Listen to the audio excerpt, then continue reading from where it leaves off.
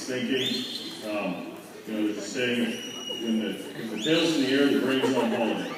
So if the tail's in the air on your dog, their brain's on vacation, they're not thinking about really working the stock, they're usually in a chasing mode if you've got a tail in the air.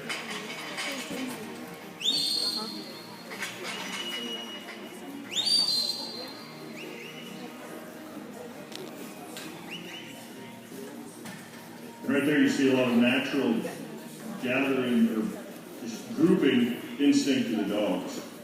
Tim didn't actually ask that dog to flank around and cover the whole group and ask him to move. He asked him to walk up, and the dog did what he needed to do to hold the group together and bring them forward.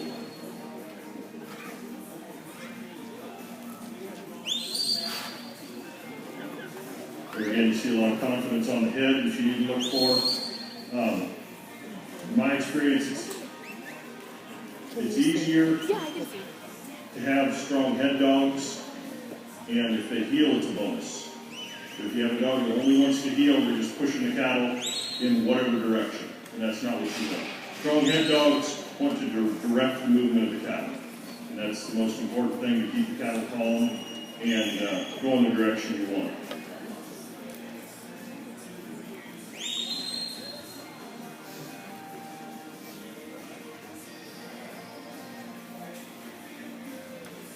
Tim's just going to walk the dog straight in. You can kind of see the kind of power and the focus that the dog has on that balance point. When Tim talked about having the dog balancing to you, the gentleman asked the question here, when they're bringing cattle straight to you, in the more advanced stages of training though, that he was talking about allow you to drive them away, the dog comes to an understanding that the balance point is no longer to you. The balance point is now wherever you told them to walk up in whatever direction you told them to take the stock.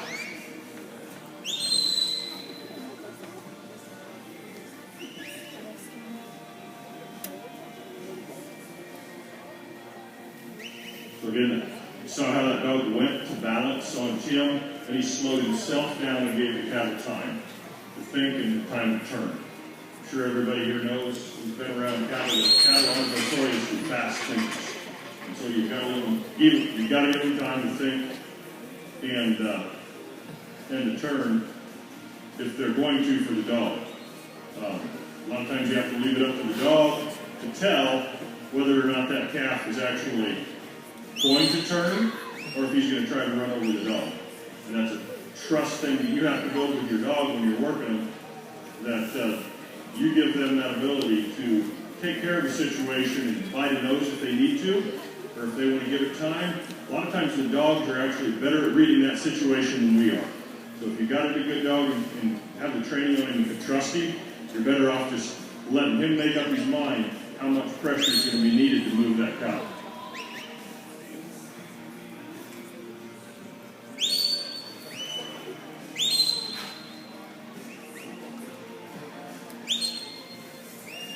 Here you saw Tim kind of shift Dave around from side to side and get a little motion, just to push the cattle a little bit. They're kind of decided that no matter where we go, this dog's always here, so maybe we ought to just stay put.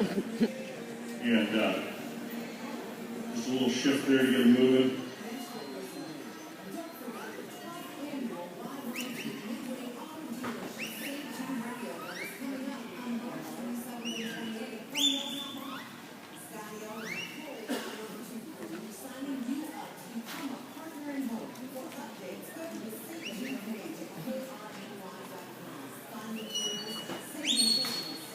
There again, Dave saw that heifer start to speed up, and he knew that it wasn't going to stop if he just went around it in front of it. And so he went ahead and grabbed that nose and got her turned around. Here you can tell he's going to bend him around, and so he came around nice and easy and didn't bite a nose.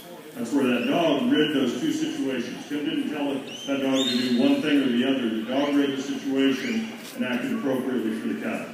And that's what, if you want that kind of ability in a dog, you really need to look at the parents. You need to look at, what kind of workers they are. Are their tails in the air? Or are they good workers with their tail down, head down? They have good stock sense. They have some patience and some timing with their stock.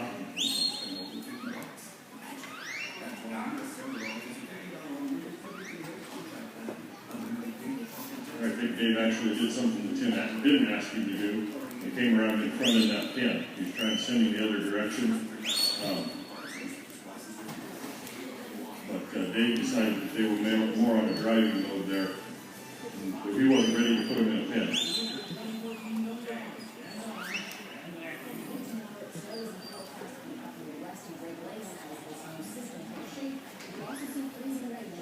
We were talking about clinics earlier. Like Tim was saying, I'm putting on a clinic near my home in southwest Iowa near Red Oak. It's about an hour east of Omaha.